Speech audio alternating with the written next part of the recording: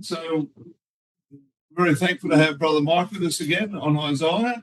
And he's brought his mum and dad along to supervise him, because sometimes it gets out of control. But so, welcome, Uncle Bill and Auntie Meg. Nice to have you. All right, we're going to ask Brother John Thomas to open with prayer, and then we'll do a reading. Thanks, John. Amen. All right, Mike's asked if we read Isaiah chapter 4, so we'll turn up Isaiah chapter 4. When everyone's there, we'll get Gideon to lead us in the reading of that chapter, Isaiah 4. It's all right. We'll hand over to Uncle Mike. Thanks, Mike. Uncle Mike, thank you. Yeah, thank you. I brought Mum and Dad tonight because I couldn't leave them at home. I don't know what mischief they might get up to by themselves. And I don't think Dad expects too much tonight. He even forgot his glasses, so the whole thing will just be a blur. So anyway, all right. Well, let's first of all start off with a few questions, because just to see where we're at. What's the title of the book of Isaiah? Where do we read the title? Vision. That's right. So it's chapter 1 and verse 1, isn't it? So have a look at that. We should have that coloured in, by the way. That was our first talk last year. So chapter 1 and verse 1 is the title of the book. And a couple of versions have it that way. That actually call it out. The Net Bible, I think, actually is one of them that says,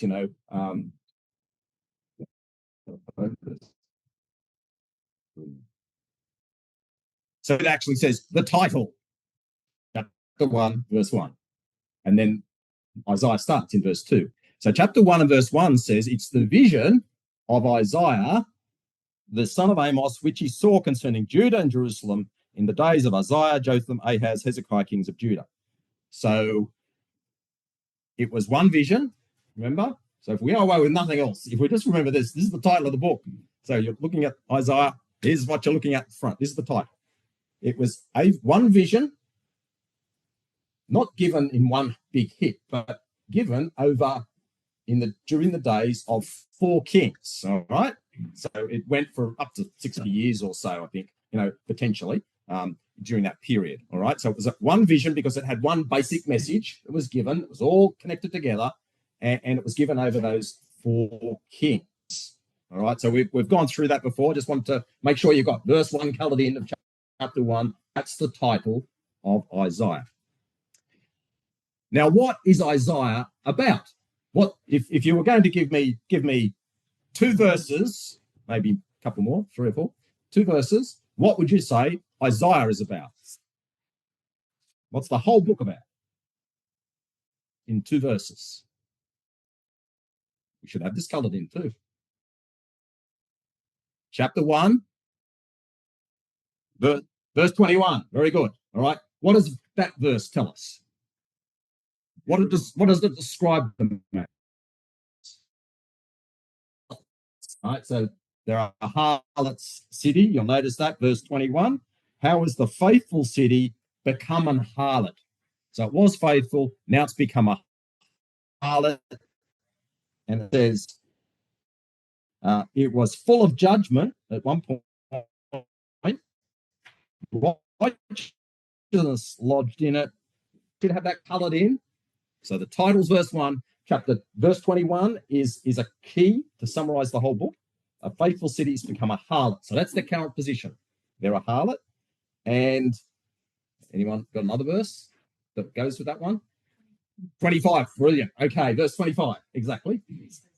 Yes, that's right, 25 to 7. All right, it says, and I will turn my hand upon you and purely purge away your dross and take away all your tin. So there's judgment going to come. So this is how God's going to work with the people. How does he turn them from harlot in them? How's he going to do that? Well, first of all, verse 25, there's judgment. And he says, verse 26, I'll restore your judges as at the first, and my counsel as leadership. Thou shalt be called the city of righteousness, the faithful. Zion shall be redeemed with judgment, and her converts with righteousness. So you can see the contrast there. Verse 21 says, how has the faithful city become an harlot? And after God works with them, in verse 26, they end up the city of righteousness, the faithful city. All right. So basically what we concluded from that was The whole book of Isaiah is all about the harlot city, Judah and Jerusalem, being turned to become a faithful city. It's how God people by bringing a savior. That is effectively the whole message of the book. That's why you get the Messiah all the way through it. All right, there's this judgment. God's going to judge, and it's all this stuff sort of illustrate again tonight. But all the way underneath it, it's how God, he wants them, he's working to save them, to make them change from being a harlot city to a righteous city. All right, is that so? That's what we've been trying to highlight. If we can just take that bit out of chapter 1, that's the whole book of Isaiah. All right. All right. Now, what did we say? What did we suggest chapters 1 to 5 was? Chapters 1 to 5, which is what we've been dealing with in our few classes. I know it's spread out over a number of months. So what's chapters 1 to 5 about? It's the prologue. All right. And we gave some illustrations what a prologue does. What's a prologue do? It's a prologue of a book. What's its role? What's a prologue do in a book? If you read a book, what's the prologue? Right, introduction, sets the scene, introduces the characters, the themes, all that sort of sets the book up. All right, you introduce the characters and so on, and what the main storyline is going to be about. And that is what you find is chapters 1 to 5. It's sort of setting the scene for the whole book. All right, and when you get to chapter 6, let's go there. It's chapter 6 and verse 1. You've got Isaiah's calling. This is where his ministry starts in chapter 6 and verse 1. In the year that King Uzziah died, I saw also the Lord sitting on a throne high and lifted up, and his train filled the temple. It says, also Isaiah says, I heard the voice of the Lord saying, whom shall I send, and who will go for us? Then said I, Isaiah says, here I am, send me.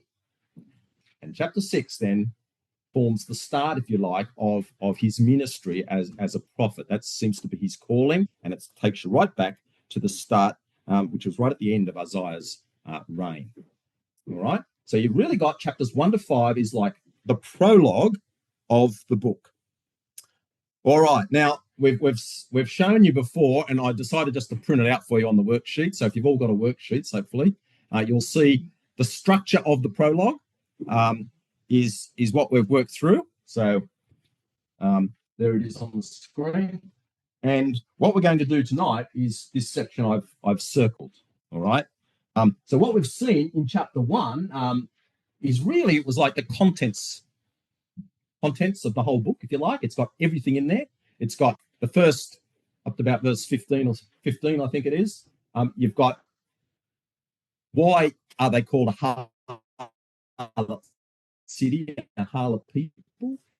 Well, it tells you why. And it goes through, and there's a section in that first chapter, verse 16 to 20. It says God wants to save them, and then the last part of the chapter is all about how he's going to save them, save a remnant, but he's going to do it through bringing judgment upon them. So you've got all the elements of the whole book in chapter 1. All right, I thought that was amazing. And if you go away from here, hopefully got a bit of an idea of the structure and what it's about, have a look at chapter 1, because that'll tell you the whole thing. Really, it's like a contents page for the whole of the book, I would suggest. Now, what we saw last time, although very quickly, was chapter 5. It actually has this structure. It tells you what Zion will be. And so you've got this amazing vision of the kingdom. And why does that suddenly burst on him? Why does he start there? Remember, what was all that about? Because that was always struck me as the beautiful vision of the kingdom. We always quoted in lectures, inserted in chapter 2, where chapter 1's talking about judgment and all this stuff. Why is it sudden? Why does it start there? What Zion will be, this vision of the future.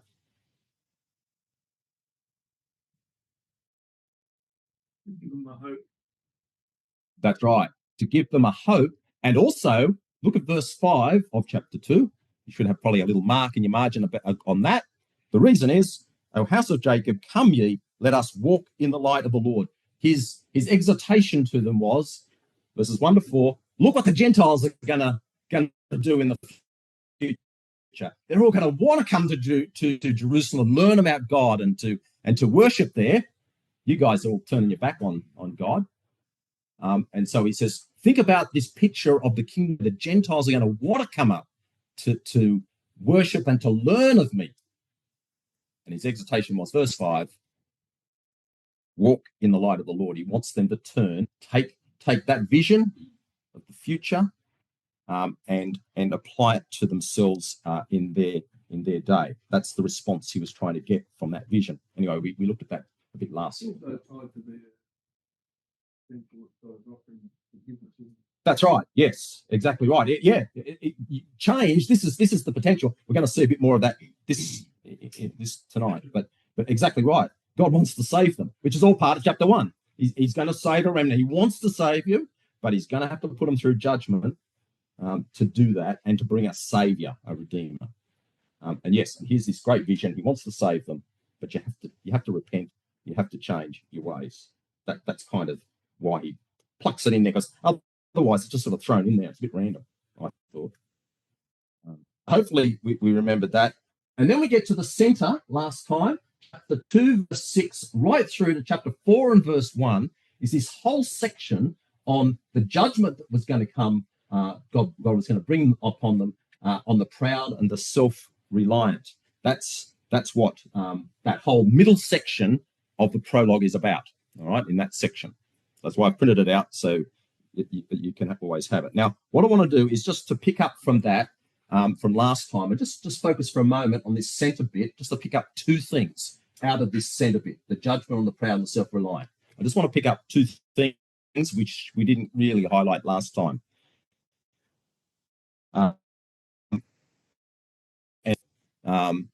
Doing it in your Bible, or at least take a note somewhere on that sheet, because I haven't got it on the sheet.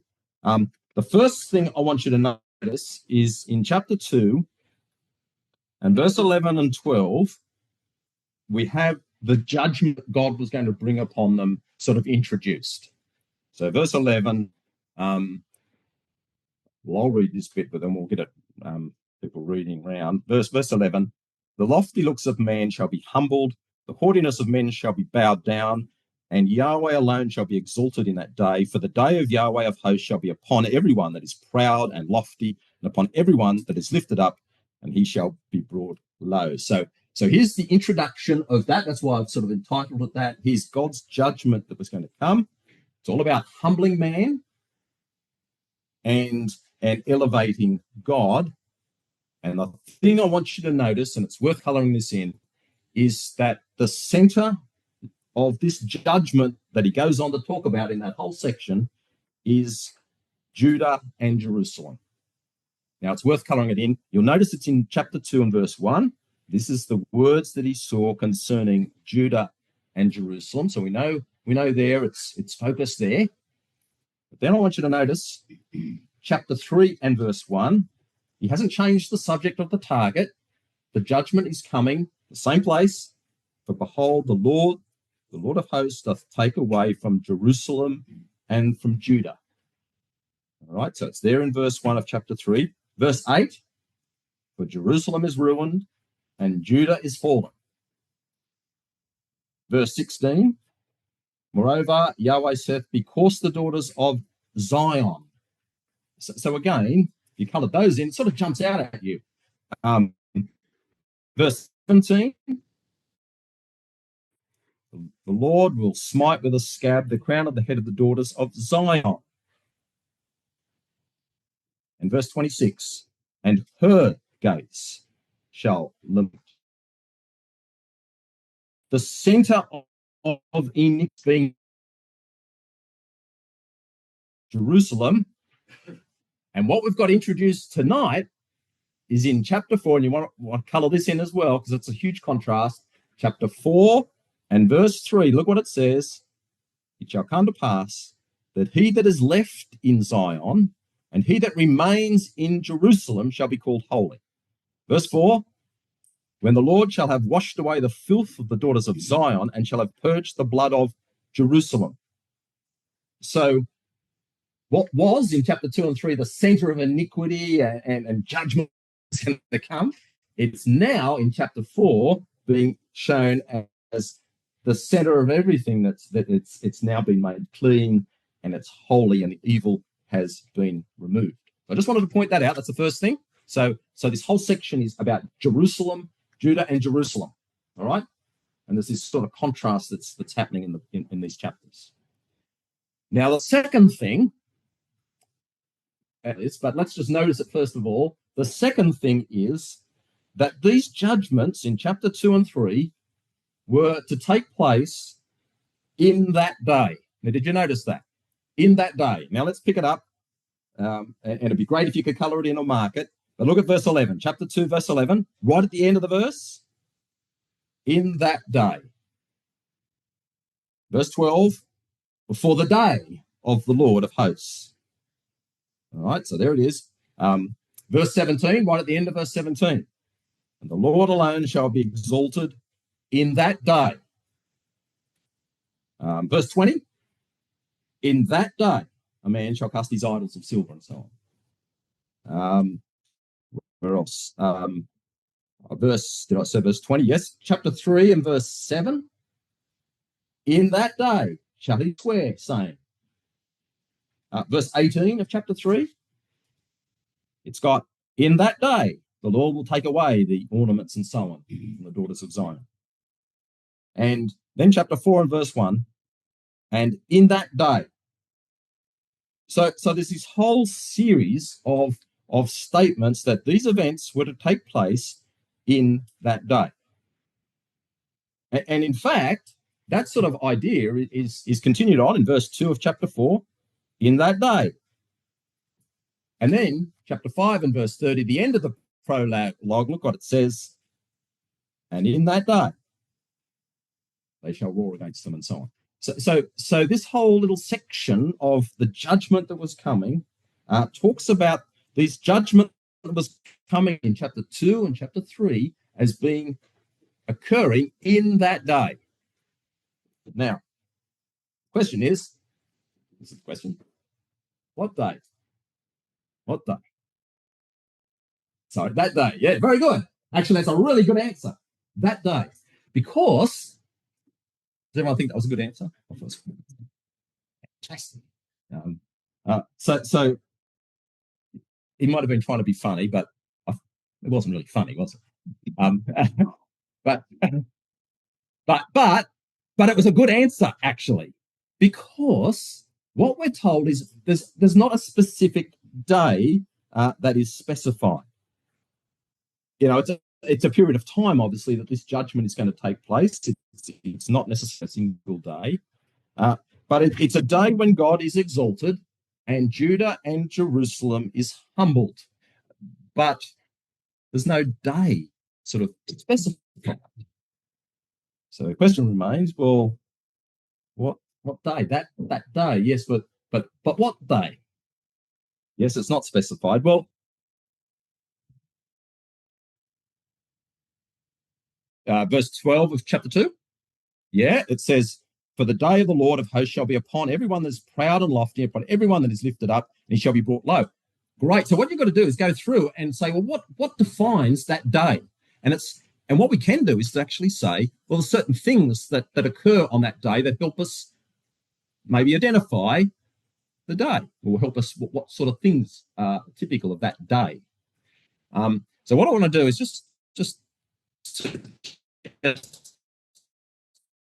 something to you. How to take this away. I don't think I've got it last time. Chapter 2 and chapter 3 seems to be best set in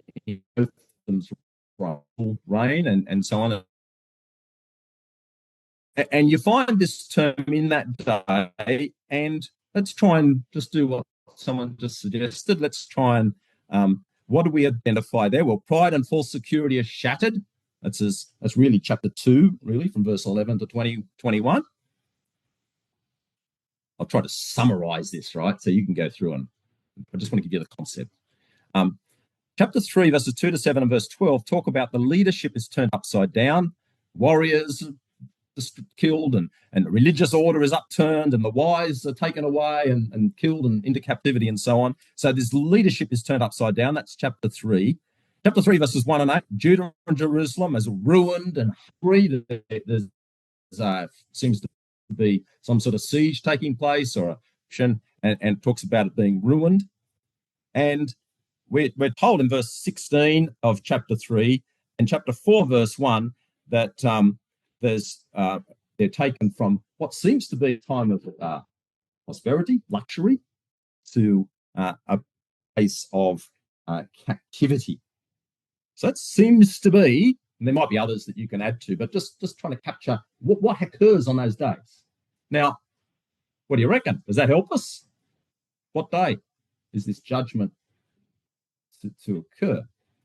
Well, anyone got any idea? Suggestion?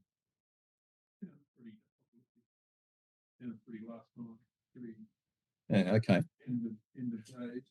Right. So, well, let's just see what you think about this. So, and this, hopefully, I've drawn it to help sort of illustrate it. So for this here, clearly there's an initial fulfillment in the reign of Ahaz, which is the next king after Jotham.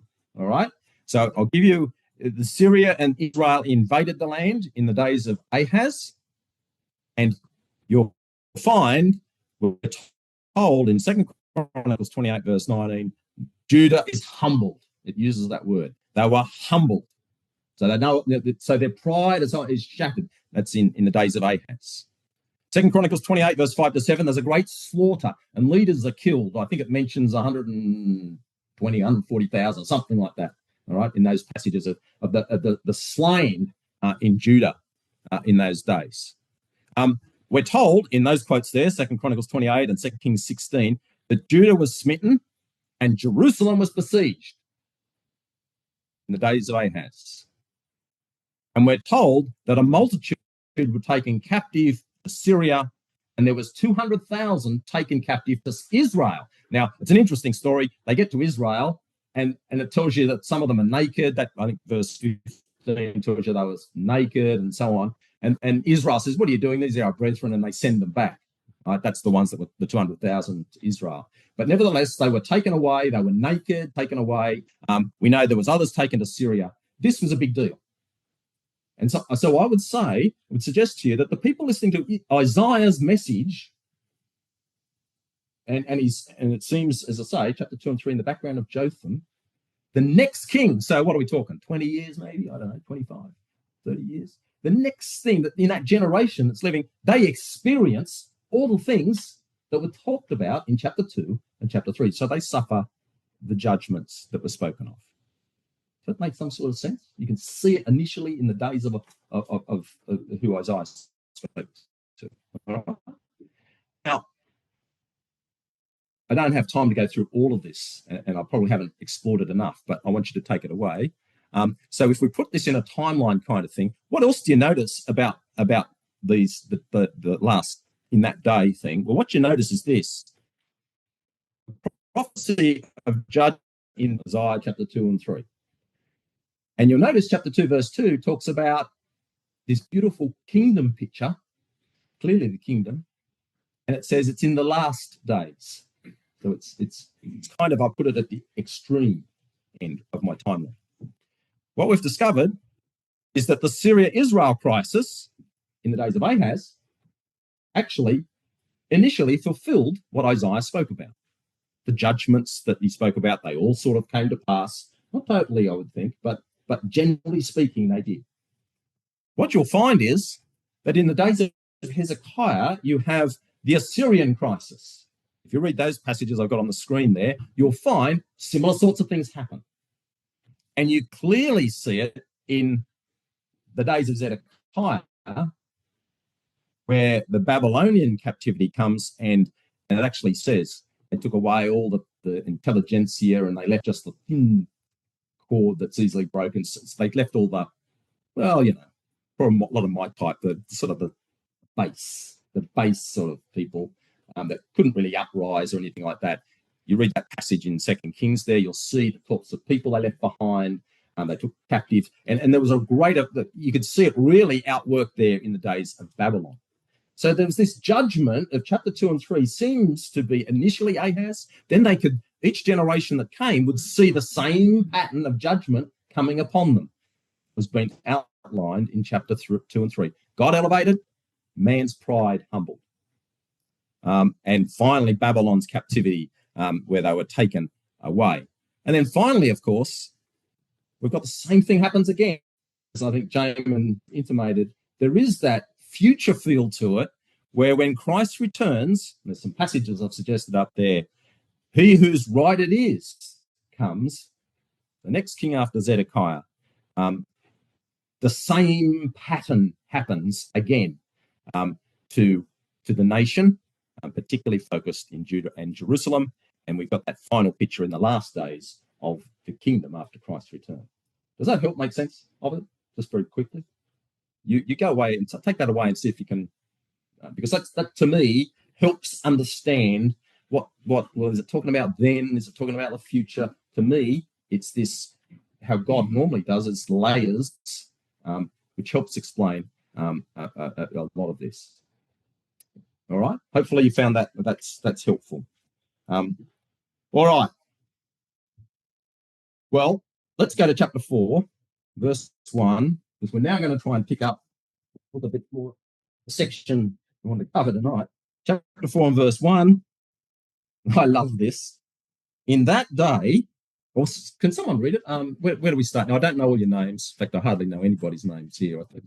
Can we start? If you could read chapter 4 and verse 1, and then as we go through, we'll work our way along there.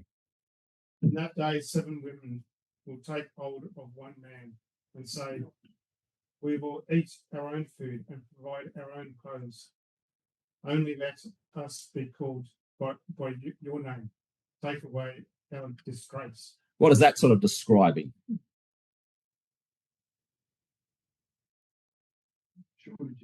Oh, beautiful. That's who said that? That's another good one. Thanks, James.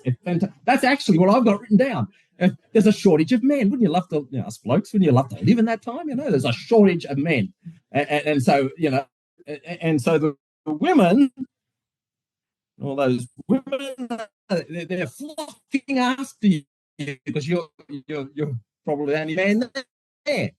There's not many of us, not great competition. Verse 1 here is interesting times. Okay, now the reason is, you see, chapter 4, the break there, it's sort of, you lose the connection because it's actually, see the end of chapter 3?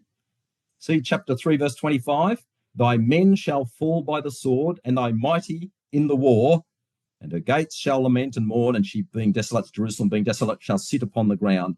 And in that day, 7 women shall take. So there's this judgment that's come, the final end of this judgment that's been spoken about in chapter 2 and 3, ends here in chapter 4 and verse 1, where there's so many men, warriors that have been killed. Well, the ratio of women to men is very much in the man's favor. Judgments that's come upon the nation. We have the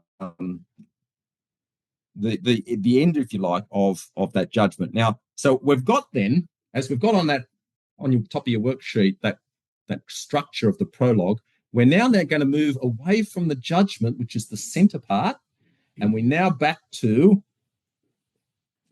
what's it say in the sheet that I gave you? Zion, what is it? Zion will be. Right, Zion will be. Everyone see that? So that's what we're just about to start. So we're going back, chapter 2, verses 1 to 4 was what Zion will be. And now, this is odd, we're going back to what Zion will be. So we've see how the structure. Everyone happy with that? So now let's have a look at chapter 4, and let's just start with verse 2. It says, in that day. So it continues the theme. It brings us to a new poem here in chapter 4, because there's a lot of poetry, as we said in our first study about Isaiah. And the poem starts off with the words, in that day, and it connects with what's gone before. And what's gone before is God's judgments that have brought Judah and Jerusalem to their knees. And we've said that could have been a number of times, and it will happen again in the future. And here it takes us to the day that, and it then introduces us to something. Okay, could our next reader read verses 2 to 4, please? In that day, the branch of the Lord shall be beautiful and glorious, and the fruit of the land shall be pride and honor of the survivors of Israel. And who is left in Zion and remains in Jerusalem will be called holy. Everyone who has been reported alive in Jerusalem, when the Lord shall have washed away the filth of the daughters of Zion and cleansed the bloodstains of Jerusalem from its midst by a spirit of judgment and by a spirit of burning. Okay, so it's taken us back to where we started in chapter 1 and verse 25. We won't go through that. We did an intro. You'll notice chapter 1, verse 25, 27. I will turn my hand upon thee and purely purge away thy dross and take away all thy tin, so that the city of righteousness will then be called the faithful city. So here's God's original statement reintroduced here in chapter 4. This is what God intends to do. Inhabitants left in Jerusalem, the remnant who have survived the judgments will be called holy. You see that in verse 3. They're going to be called holy. Now it's great imagery here. So in verse 2, it's great. It sort of really adds a contrast to what we've read in judgment. So you'll notice in verse 2, it talks about productivity in agriculture, which is exactly the opposite to what chapter 3 and verse 1 said. You'll notice the judgment was all about, chapter 3 and verse 1, in Jerusalem and Judah, the stay and the staff, the whole stay of bread and the whole stay of water. There's famine in the land. And now uses similar imagery in chapter 4 and verse 2. It introduced productivity in agriculture. And I think the reason it introduced is because it wants to introduce something. What does it want to introduce in verse 2? What's the key thing in verse 2 that it wants to introduce? The branch. That's right, the branch. So he introduces this picture of contrast of productivity in agriculture, and so that he then can use that to introduce the idea of the branch, the Redeemer that was going to come. And you might want to write down in your margin Zechariah 3 verse 8 and Zechariah 6 verse 12, because it describes the branch, which is clearly Christ the Redeemer, is being prophesied here. And this branch is beautiful and glorious, and it's prominent amongst the beauty of the surrounding plants. All right, so then we have in verse 3, it says, everyone that is written among the living in Jerusalem, or the margin has to life. And the Net Bible says about that in verse 3, it says, here's a little note, it says, it's all who are written down for life in Jerusalem. A city register is envisaged. Everyone whose name appears on the roll will be spared. This group comprises the remnant of the city referred to earlier in the verse. So it's kind of like that book of life, if you like. It's kind of that sort of concept there in verse 3. Now, I want you to notice verse 4. It says, when the Lord shall have washed, it's talking about a time. So the branch comes in that day. So it's taken us right to the end of the timeline, if you like. This beautiful time at the end. The branch, the Redeemer has come. There's been this judging and this cleansing. And verse 4 talks about when the Lord shall have washed away the filth of the daughters of Zion. And you'll notice it's the daughters of Zion. It's the ones just mentioned, actually, in chapter 3, verse 16 through to verse 24. You'll notice it talks about, because the daughters of Zion, verse 3, verse 16. So now there's a total change here. He's got rid of the filth of the daughters of Zion. It's all been purged and cleansed, and now we've got a holy people. But what I liked was this word filth, washed away the filth. And the word means, Strong's Concordance says, the excrement. Is that how you say it? Excrement. the poo. Okay, that's what it means. The Net Bible has, he will wash away the excrement from Zion's women. And it's just, I think this is an amazing word picture that he's coming up with. Because in chapter 3, a whole half a page of our Bible is all about the beauty, how they had all this external beautiful jewelry of Isaiah 3. And God says, this is what I think of that. It's like excrement. That's what I see when I look at them. It's just their external excrement that is really displaying externally what they have in their heart, and that's pride.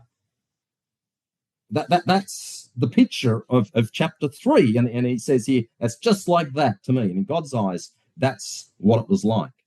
And so God is there. He's washing that. He's going to get rid of the poo off these daughters of Zion. He's going to clean that up, and he rinses the blood stain from Jerusalem, as he's got there in verse 4 as well. So he's washing and he's purging the problem there in the city. This is how God sees the process of redeeming a remnant. It needs his judgment to cleanse and to save it. So if we could have the next reader, we'll just read one verse each and we'll go around, just verse 5 and 6. Please. Yahweh will create on every dwelling place of Mount Zion and upon her assemblies a cloud and smoke by day, and the shining of a flaming fire by night, for upon all the glory shall be a defense. And there will be a tabernacle for shade in the daytime from the heat, for a place of refuge, and a shelter from the storm and rain. Right. When you read that, what comes into your head? What does it remind you of? There, verse 5 particularly. Yeah, that's right. Yes, exactly right. It's God's presence is what's screamed out here in verses 5 and 6, isn't it? Exodus 13:21.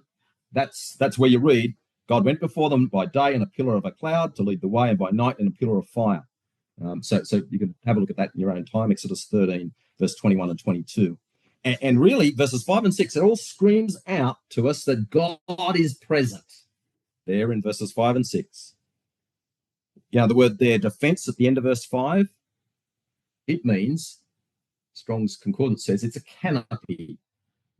Rotherham's Emphasized Bible translates it that way, a canopy, all right? So that word defense at the end of verse 5 in the King James Version, it's in, and I think in the margin of in the King James, it's got a covering. Well, it's a canopy. And it's only used twice in the Bible. We're not going to turn them up, but you might want to write them down. It's used in Psalm 19 and verse 5, and in Joel 2 and verse 16, and it is all a wedding canopy is what's being spoken about, under which the bride and the groom stand and they exchanged vows.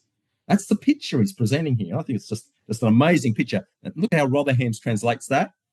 Then will Yahweh create over all the home of Mount Zion and over her assembly a cloud by day, a smoke and the shining of a for a refuge and for a shelter from storm and from rain. And what's it saying?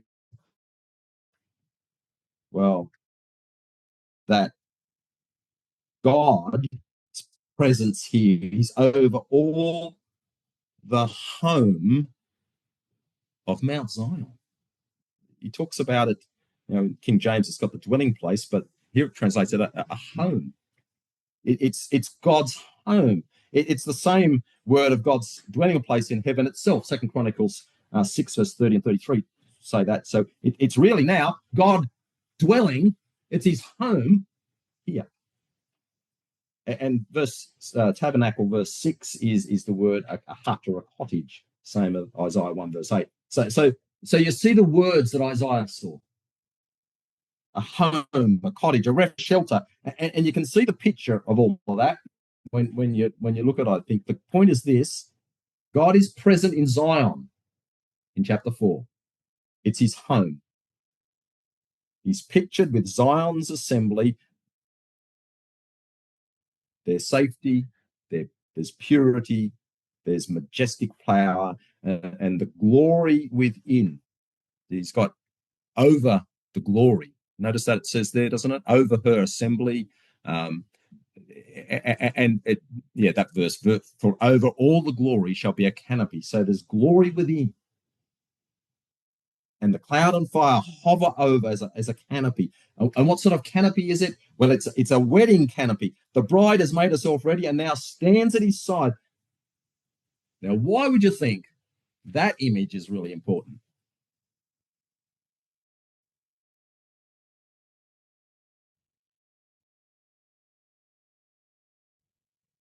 Harlot. He called them a harlot. So this nation who was once described as a harlot, now depicted standing under a wedding. That's what a difference, I think, between the poem here and the word that Isaiah saw in Isaiah chapter 2. There's a difference, isn't there? What was the vision in Isaiah really about? In Isaiah 2 really about? Who was what was the center there? What was it all about? Who was involved? Is it the same vision, by the way? Chapter 2, verse 1 to 4, chapter 4, verse 2 to 6, is it the same thing? Well, it sort of is, the same timing, yes. But chapter 2 focuses on the Gentiles coming up. You have another look at chapter 2, verse 1 to 4. It's all about the Gentiles and what they were doing, coming up and blow on, to the center there in Judah, in Jerusalem. But it's about the Gentiles. Here in chapter 4, it's another vision, but this time it's the redeemed of Judah that are really focused in on. And really, hopefully you have to think about that, but there is a slight difference there. It's what Zion will be. They're both like that, but one focuses on the Gentiles interaction. Here it's focused on Judah, the redeemed of Judah, standing under that wedding canopy. Now, did you notice the language of chapter 1 when you compare it to chapter 4? Now, I have got a table in your notes, so if you get time, I'm going to skim this, but it's worth writing this down. I'll take a photo and updating it later. But you'll notice there's this contrast, because in chapter 1 and verse 5, in chapter 4, they're protected by fire. In chapter 1 and verse 8, they're described as a cottage in a vineyard, like a little hut in a vineyard. Here, they're a tabernacle of refuge. So it's a total contrast here of how they were in chapter 1 and how they're described here in this future vision of what they will be.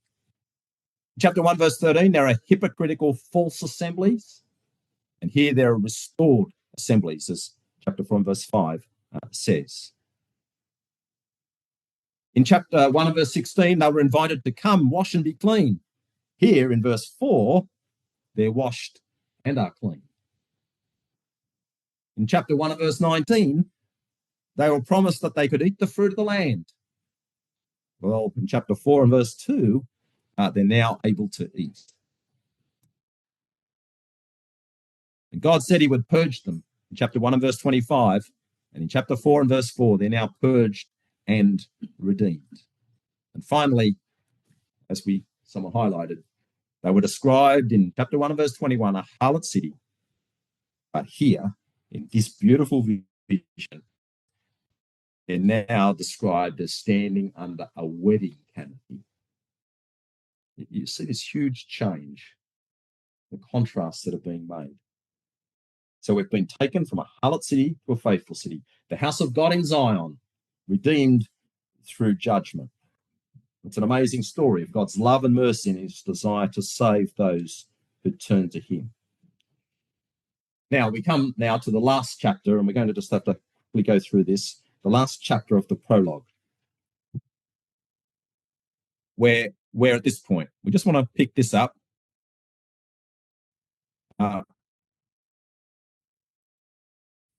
It goes back to the failings of Judah and God's judgment.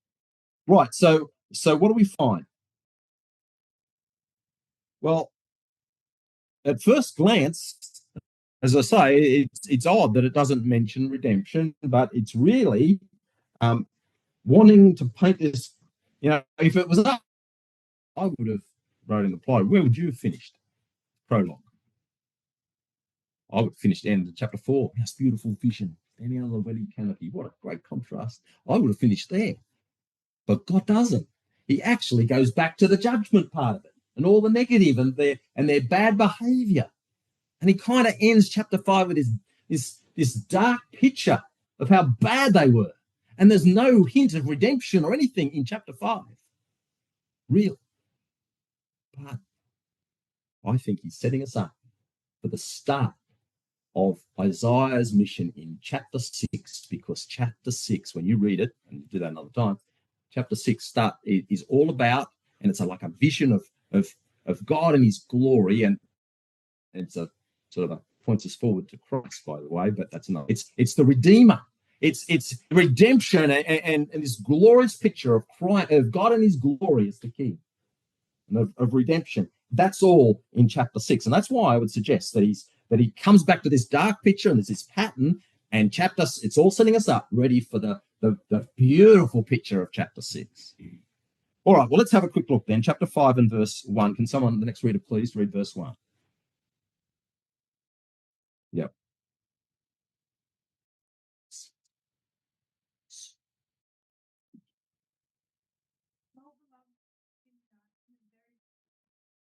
All right, so who's singing this? Who's singing here? Isaiah, that's right. So here's Isaiah. Let me sing, I pray you, for a well-beloved of mine. So here's the prophet himself coming into the record, and he wants to sing on behalf of God. And the title of the song is The Song of Touching His Vineyard. That seems to be the title of the song. The Song of My Beloved Touching His Vineyard. And the song goes from verse 1 to verse 2. So the song was, my well-beloved hath a vineyard in a very fruitful hill, and he fenced it and gathered out the stones thereof and planted it with the choicest vine and built a tower in the midst of it, and also made a winepress therein, and he looked that it should bring forth grapes, and it brought forth wild grapes. So there's his song. And I don't know, I picture Isaiah, I don't know where he was standing, I don't know what the music sounded like. But you can imagine him standing there and singing his song out. And when we're left with the words, well, that's his song. And we won't read that, but you can read Psalm 80, verse 8 to 11. It's the same thing. Thou hast brought a vine out of Egypt. Thou hast cast out the heathen and planted it. Thou prepares room before it. It's talking about it. And the location had been carefully picked. You'll notice. Look at verse 1. It's a very fruitful hill. So the owner of the vineyard, which is God, obviously, he's been careful about where he put them, and he put them in a very fruitful hill. And what's emphasized in verse 2? When you read verse 2, what sort of jumps out at you about what the owner of the vineyard had done? Good. So yeah, very good. Action type words. You notice that? Like he fenced it. He gathered out the stones. He planted it with the best vine. He built a watchtower. He made a winepress. It's all this action words. God is the vineyard owner, who in the effort. That's the point of the song. God, as the vineyard owner, had put in the effort, and what did he do next? And verse 2 ends, and he looked. He looked. Rotherham has, then he waited. I think that's really interesting. God did all the work.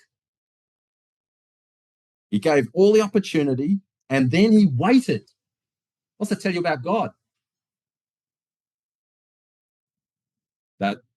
That's right. He's a patient. Time is given to produce. He's worked hard. He's up every morning.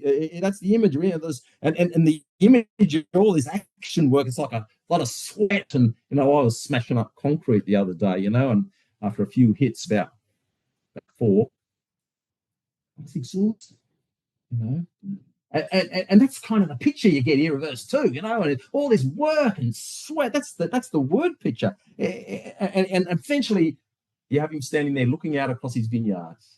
Beautiful. All that work. And there was an expectation that would produce wonderful grapes because of the effort he put in. And fruit came, but the fruit wasn't what he expected. It was wild grapes or poison berries, as it means. Now, there's his song. And the prophets saw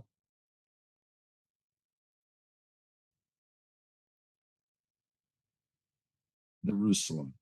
And so we read in verses 3 and 4. Now, next readers can read those verses, please. 3 and 4. Yep. Now, O judge me.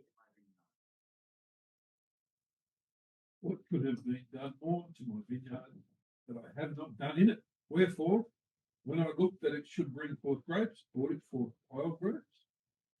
So he asked them, you decide, you tell me, what more could I have done? I've worked and I've dug and I've sweated.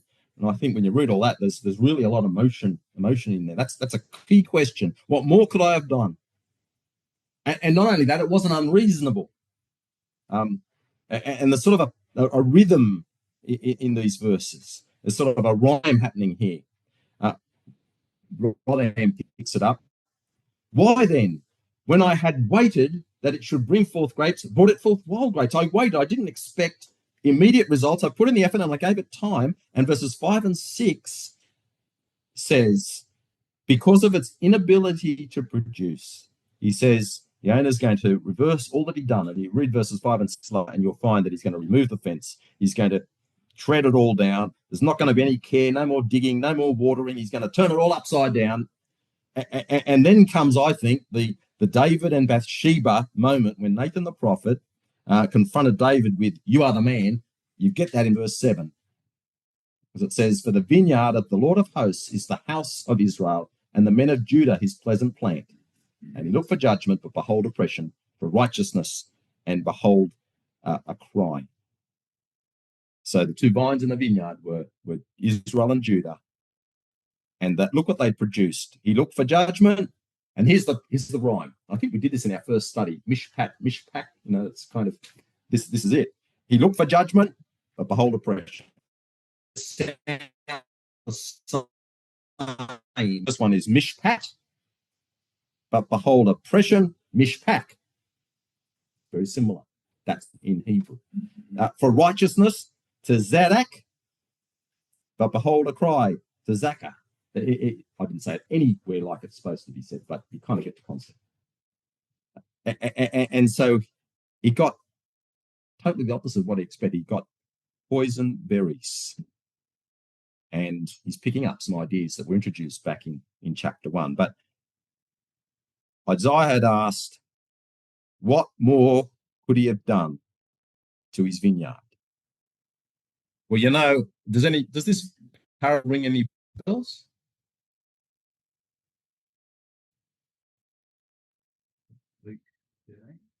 It could be. I think it is in a couple of records. But I've just chosen Mark 12, but it's the parable. I'm sure you know it. Parable, Mark 12, verse 6 to 9. Having yet, therefore, one son, he's well beloved.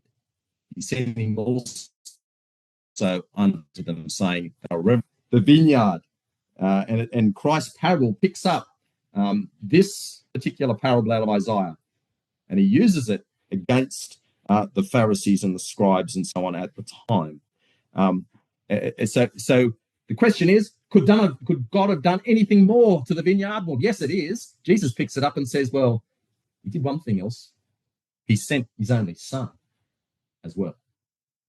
So he sort of adds to that, if you like. He picks up this parable and he kind of says, well, yeah, he uses it to say, well, he also sent a son, a redeemer, to save. That is the God they were dealing with. All right. Now, what we want to now just do is skim through the rest of chapter 5.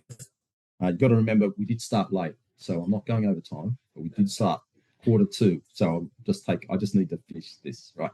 So chapter 5 actually now introduces a number of woes. And some of you may have already, I think we may have done it elsewhere, but I just wanted to to highlight that. You'll notice verse 8. And it's worth colouring in the woes. Woe unto them. It's just like Christ did to the Pharisees, scribes and Pharisees in Matthew 23. All the woes, woe unto you, scribes and Pharisees. Well, here we've got it. Isaiah saying it to the people. Woe to them that join house to house, that lay field to field, till there be no place, that they may be placed alone in the midst of the earth. So here's an exclamation of warning. A warning. It's a danger sign that if a person continues in a certain way, they will suffer the consequences. Now, you're verse 8, and you say, well, what is all that about? Well, other versions, the Net Bible has this. Until there is no land left, and you are the only landowners remaining in the land. What this is all about in verse 8, this is their problem. They were joining house to house and field to field. It was all about their investment portfolios. Now, the government's probably unpicked all of that here in Australia just recently, but that was an issue here. That they were actually, they had a field and they were extending their land holdings. And they were extending and accumulating land holdings. Quote here, Micah 2. That gives you an example of it actually occurring. Micah is a contemporary with Isaiah. So that tells you a little bit more detail about that. It seems to be expensive.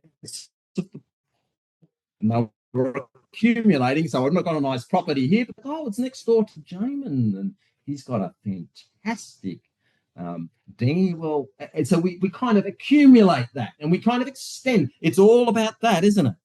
Safeguarding their future by the accumulation of that kind of thing at the expense, it would probably seem, at the expense of the poor. And look what he says in verse 9. Can someone read verses 9 and 10, please?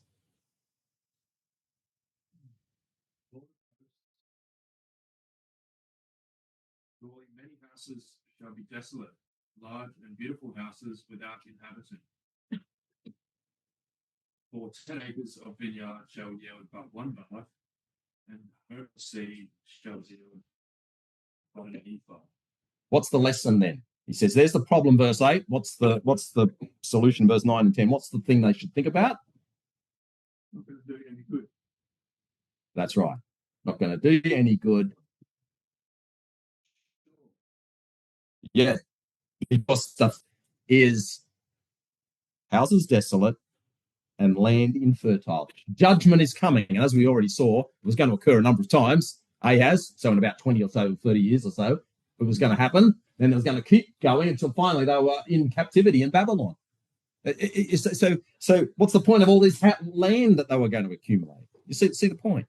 So he addresses that by think about what's the future. Then we have verse 11. Woe unto them, so there's the second woe. Woe unto them that rise up early in the morning, that they may follow strong drink, that continue until night, till wine inflame them, and the harp and the viol, the tabret and the pipe and the wine are in their feasts, but they regard not the work of Yahweh, neither consider the operation of his hands. So basically, those verses is there he goes, who is God's word. And 12 about that's the problem. That's the woe, isn't it? And all the word of God, and they got their band going, and it's all, yeah, it's fantastic. Like they used to tell me at work, they'd come back on you get to work on a Monday, and they tell you what a great weekend they had.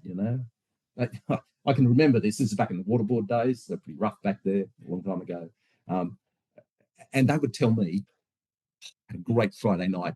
It was fantastic. We were all partying like mad. It was fantastic. The music was blasting. It was so good. I was vomiting in the street. I was sitting in the gutter. I was so out of it. It was fantastic. Well, that sounds. Pity I missed it. That's fair. That's what they say. But part so hard. Oh my goodness, that sounds fantastic. I think I'll cancel my life to get there. This seems to be the attitude here. And what was the problem with that? Verse 13, therefore my people are gone into captivity because they have no knowledge, and their honorable men are famished, and their multiple dried up with thirst. What was going to happen in the future? The future is captivity, hunger, and thirst. Kind of get the perspective, he says. I'm working here. You see how this is all offsetting, right? I think it's fantastic lessons for all of us out of this. Verse 18, the next woe. Woe unto them that draw iniquity with cords of vanity, and sin as it were with a cut. They say, let him make speed and hasten his work, that we may see it. Let the counsel of the Holy One of Israel draw nigh and come, that we know it. So they're so attached to their ways, they can't let it go. They're so attached. They've just got to keep going with their life. This is me. They're just going along. All things are continuing as they ever were. That's kind of the message here. They pull evil along using cords of emptiness, other versions have, as a good as dead who pull sin as with cart ropes. That's the picture there.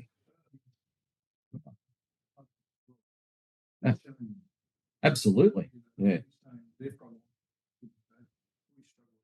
Of course. Yeah, we do. Yeah, and this, I think, is actually like we get into a rut. We get into life. And I don't know if you ever tried to change a habit. You know, it is hard.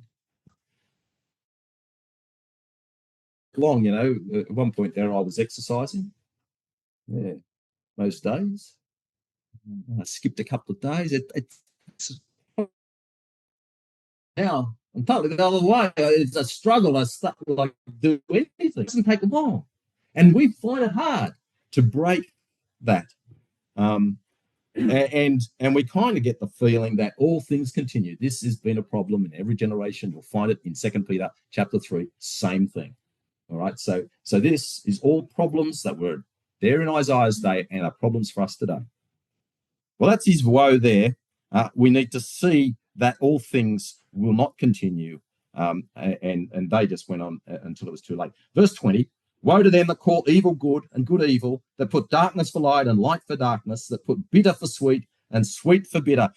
So here, this is where the people were celebrating things that God says are evil, but they were good.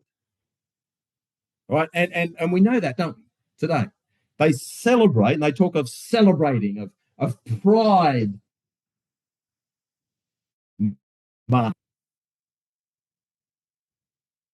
Everything and evil is called good and good evil. I think it's a fantastic verse. This was a problem in Isaiah's day, just as it is a problem today. Verse 21, woe to them that are wise in their own eyes and prudent in their own sight. They're wise in their own eyes. They're experts. They're experts. We know best. We're experts in their field. You know, I have all these letters after my name and so on. So I'm an expert. And you can be an expert parenting a whole range of things. And that's good. We should strive to be the best we can. Let's take what we accept when it comes to life before God. Man's wisdom is actually so different to God's. Yeah, well, that's right. Yeah, exactly. They're so-called. Yeah, they're an influencer. People are listening to this stuff. They're experts, and you feel, and when you listen to the radio, if you're driving along, they always get an expert on to talk about something, and I know what makes that person expert. I've heard experts on a whole range of things. You know, one that gets me is the parenting thing, and they say some just, I think that is so stupid. Like I just don't understand how you can actually arrive at that. You know, like it's just anyway. But they're always experts. Oh, they're from some uni and blah blah blah. You know, well, no, it's influencer. Yeah, just influencers because they can perhaps put a message across well. I don't know. Yeah, that's it. Yeah, you're an expert. Then we get to the verse I love the best. Verse 22. Woe to them that are mighty to drink wine and men of strength to mingle strong drink. And I think here we've got the sarcastic language. The word mighty in the King James Version, Justinus says it means a mighty hero. A mighty hero. And the NIV translates it like this. Woe to them, woe to those who are heroes at drinking wine and champions at mixing drinks. They're heroes at drinking wine. Oh, have you ever heard anyone say that at work? You know, like at school, maybe. I don't know, perhaps not, hopefully not school. But well, you know, where he's a champion. He can drink you under the table. he can knock back 8, what, I don't know, schooners, is that what they're called? Schooners? Yeah, he's amazing. He can drink you under the table. He's a champion. I've heard it. I even heard those words.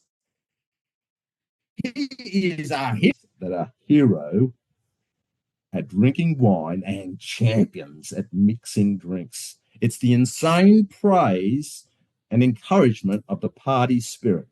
And verse 23 ties that in with how it distorts judgment. And judgment is perverted for reword, and it turns it all upside down. And you read that list of all the woes, and sometimes I think that it's just repeating itself. It's all mixed up. I just wanted to show you, and we won't dwell on this because I'm just going to finish, but there's a structure, as we're used to now in Isaiah. There's a structure. You can take a photo of that if you're interested. But there is a structure in that that whole tirade of woes. And he comes back to where he started with social injustice in verse 23. This. Verse 24 starts off with, therefore, as the fire devours the stubble and the flame consume the shaft, so their root shall be as rottenness and their blossom shall go up as dust, because they have cast away the law of Yahweh of hosts and despised the word of the Holy One of Israel. Well, there was the message to Isaiah, from Isaiah to the people of those days. And I think what we need to take away is perhaps 2 things. There's probably a lot of things in that, but 2 things. We need to see God is working to save. He wants us to stand in his house, and we need to respond. That, I think, comes out throughout these little visions that he puts in to encourage the people to change. And secondly, we need to remember that today is not tomorrow, and in God is the only certainty that we have in life, as you can see in these woes where they're in the party spirit, but it all was going to be taken away. Thanks.